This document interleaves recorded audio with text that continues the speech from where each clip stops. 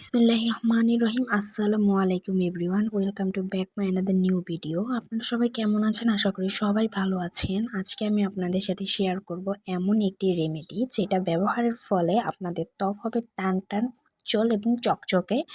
আমি ফর্সা হওয়ার গ্যারান্টি দিচ্ছি না, কিন্তু ত্বক হবে উজ্জ্বল চকচকে। এর জন্য আমার সামান্য উপকরণ লাগবে। গ্লিসারিন লাগবে, ফিটকিরি গুঁড়া লাগবে, তারপর হচ্ছে চাউলের গুঁড়া লাগবে। তো এর জন্য আপনারা প্রথমে দুধ দিয়ে মুখটা ক্লিন করে নেবেন। যদি কারো ঘরে দুধ না থাকে তাহলে আপনারা আপনাদের ফ্রেশ ওয়াশ, যে ফ্রেশ ওয়াশ ব্যবহার করেন সেই ফ্রেশ ওয়াশ দিয়েও মুখটা ক্লিন করে নিতে পারেন, কিন্তু দুধ দিয়ে ক্লিন করলে বেশি ভালো হয়। আর যদি ফ্রেশ ওয়াশ কিংবা দুধ না থাকে ঘরে, আপনারা কখনোই সাবান ব্যবহার করতে যাবেন না মুখে।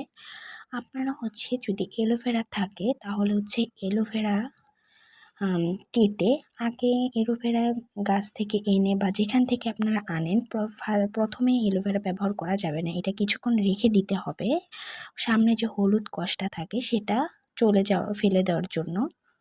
যাই হোক, কিছুক্ষণ রেখে দিবেন। তারপরে আপনারা আধা ঘন্টা বা 1 ঘন্টা পরে আপনারা ভালো মতো ধুয়ে অ্যালোভেরাটাকে তারপরে আপনারা কেটে সামান্য হলুদ দিয়ে আপনারা আমার এই রেমেডিটা যেখানে ব্যবহার করবেন সেখানে ভালো মতো অ্যালোভেরার হলুদ দিয়ে ঘষে নেবেন। আমি হাতে ঘষে দেখাচ্ছি, আপনারা যদি ত্বকে দেন এই রেমেডি তাহলে ত্বকে দিবেন, হাতে পায়ে সব জায়গায় দেওয়া যাবে, গলায় যেখানেই দিতে চান আপনারা সেখানে। সাদা হওয়ার ফর্সা হওয়ার গ্যারান্টি আমি দিচ্ছি না, কিন্তু ত্বক উজ্জ্বল হবে, টান টান হবে এবং বয়সের ছাপ পড়বে না। তো আপনারা এই যে অ্যালোভেরা হলুদ দিয়ে ঘষে নেবেন, তারপর একটা টিস্যু পেপার নিয়ে এটাকে ভালো করে মুছে নেবেন। টিস্যু পেপার দিয়ে 5 মিনিট রাখবেন আপনারা এটা, তারপর টিস্যু পেপার দিয়ে মুছে নেবেন। কিন্তু আমাদের অ্যালোভেরা কিন্তু ত্বক টান টান করতে খুবই, বয়সের ছাপ দূর করতে, টান টান করতে ত্বককে খুবই কার্যকরী একটা উপাদান অ্যালোভেরা। তো অ্যালোভেরা মুখের জন্য খুবই ভালো। আপনারা সবাই এটা সপ্তাহে 3 দিন ব্যবহার করবেন আমার এই রেমেডিটা, তাহলে আপনারা একটা ভালো ফলাফল পাবেন। একদিন ব্যবহারে কোনো কিছুতেই ভালো ফলাফল পাওয়া যায় না। তারপর আমি এখানে আমার মূল রেমেডিটা তৈরি করার জন্য এখানে 2টা আলু নিয়ে গ্রেটার দিয়ে গ্রেট করে নিয়েছি। তো এখন আমি আলুর রসটা চিপে নিব। তো আপনারা আমার এই রেমেডি ব্যবহারের আগে অবশ্যই মুখটা ক্লিন করে নেবেন। ময়লা ত্বকে দেওয়া যাবে না কখনোই, তাহলে কোনো কাজেই আসবে না। তো এই যে আমি আলুর রসটা ভালো করে চিপে নিব।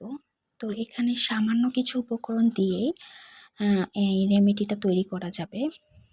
তো এই যে আমি ফর্সা হয়ে যাবেন বা ত্বক এমন ফর্সা হবেন বলার মতো না, এগুলো আমি কখনোই বলবো না। ফর্সা না, তবে ত্বকটা উজ্জ্বল টান টান হবে, গ্লো করবে, একটা বয়সের ছাপ দূর হবে, একটা ন্যাচারাল সৌন্দর্য আসবে। যাই হোক, তারপরে এখানে আমি গ্লিসারিন দিয়ে দিলাম।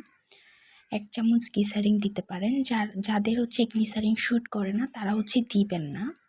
তারপরে আমি এখানে চাউলের গুঁড়া দিয়ে দিলাম। চাউলের গুঁড়া কিন্তু খুবই ময়লা দূর করতে, মুখের যত ময়লা আছে সব দূর করতে চাউলের গুঁড়া খুব সাহায্য করে। আর আলুর রসের কথা না বললেই নয়, আলুর রস তো কালো দাগ দূর করতে খুবই একটা কার্যকরী উপাদান, আলুর রস কালো দাগ দূর করতে। তারপরে এখানে আমি মিশিয়েছিলাম ফিটকিরির গুঁড়া, আমি ফিটকিরি গুঁড়া করে নিয়েছি, আপনারাও ফিটকিরি গুঁড়া করে নেবেন। ফিটকিরিও কিন্তু খুবই কার্যকরী একটা উপাদান। তবে ঘরে যদি ফিটকিরি বা গ্লিসারিন না থাকে তাহলে আপনারা চাউলের গুঁড়া, চাউল যেহেতু সবার ঘরেই থাকে, চাউলের গুঁড়া আর আলু সবার ঘরে থাকে, আলুর রস, এই 2টা ব্যবহার করেও আপনারা ত্বকে লাগালে ত্বক উজ্জ্বল হবে, টান টান হবে। আর ফার্স্টে অবশ্যই ময়লা ত্বকে ব্যবহার করা যাবে না। এটা আপনারা প্রথমেই ভালো করে ফ্রেশ ওয়াশ দিয়ে কিংবা যে আমি যে 2টা রেমেডি দেখালাম ফার্স্টে, ওই 2টা দিয়ে দুধ কিংবা অ্যালোভেরা হলুদ মিশিয়ে আপনারা ত্বকটা ভালো মতো ক্লিন করে নেবেন।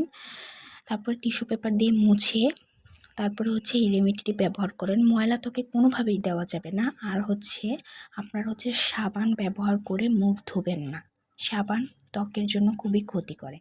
তারপর আমি এটা ভালো করে মিক্সড করব অনেকক্ষণ। মিক্সড করার পরে এটা আমি লাগাবো আমার মুখে, হাতে পায়ে, যে জায়গায় হোক আপনারা লাগিয়ে নেবেন। তো আমার এই ভিডিওটি আপনাদের সবার কেমন লাগলো অবশ্যই কমেন্টস করে জানাবেন। আশা করি আপনারা ব্যবহার করার ফলে একটা ভালো একটা ফলাফল পাবেন ব্যবহার করে, এই আশাই করি। তো আপনারা ভালো মতো ক্লিন করে এটা ব্যবহার করবেন। সবাই আমার জন্য দোয়া করবেন, আমার চ্যানেলটি সাবস্ক্রাইব করে দিবেন। সবাই ভালো থাকেন। আসসালামু আলাইকুম।